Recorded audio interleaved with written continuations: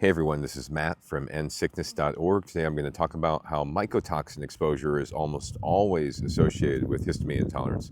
How if you have histamine intolerance symptoms that you might be wanting to check and seeing if your home has mycotoxins and if your blood has antibodies to these mycotoxins, this could be the missing link. So first let me say I'm not a medical doctor. This is not medical advice. I am a holistic nutritionist.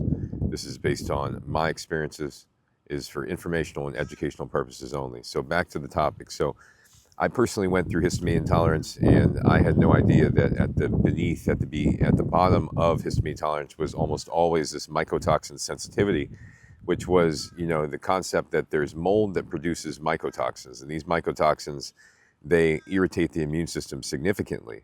And when they do, they start to cause the mast cells to secrete excess histamine and excess inflammatory molecules like cytokines. And when they persist and persist, the body gets flooded with histamine, right? And then when you eat foods that contain histamine, then your body becomes reactive to these foods. It's just already has enough histamine in the body. It's flooded with histamine. Most of the time, your detox system is overloaded. Your kidneys are overloaded. Your bacterial, the gut microbiome is imbalanced, so it's not breaking down the histamine.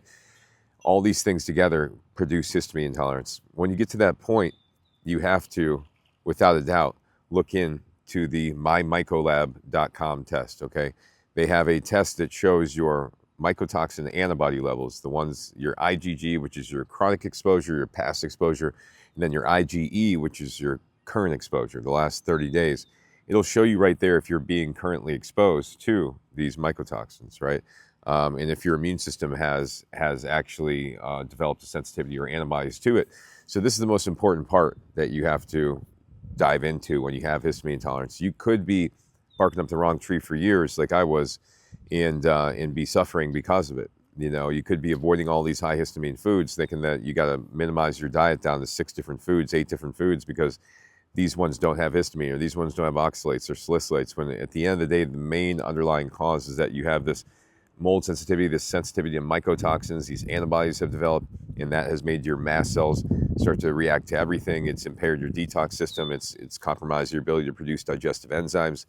And this is exactly what I went through myself. So the real way to get out of this is you first got to realize when you're exposed to mold, you can't break down your proteins. You can't break down your proteins very well, and you keep eating them, then you start to have problems. Things like meat, eggs, dairy, nuts, seeds, gluten. These things are all dense proteins or complex proteins.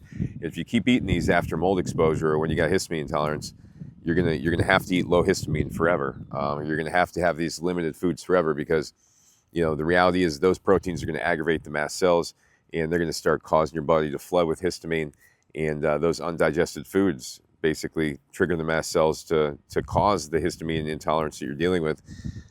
So the mycotoxins are always at the root of it, but you always have to consider the foods as well, because if you don't, then you're missing the whole picture. And I want to cover also one last part, which is a stress factor, of course. When you're going through something like this, it's undoubtedly traumatic. So when you're going through these experiences, you have to realize that there's emotional stress triggers throughout your day. They also intensify your symptoms. The more you focus on your symptoms, the more you focus on your pain, the worse it grows. So these are some fundamental things you also got to consider when you have histamine intolerance.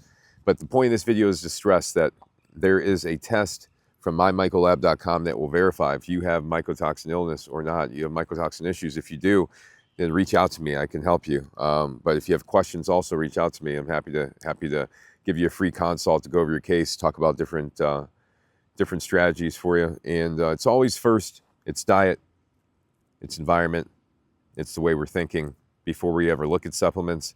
Of course, there are supplements that can help, but the reality is histamine intolerance must be battled first with a root cause type of attitude where you're trying to investigate what's actually triggering the mast cells, because they're the reason that you're actually in a state of histamine intolerance anyway. So plenty more videos like this on my website and on my YouTube page. Go to my website, endsickness.org. Thanks for watching, everybody. Have a good one.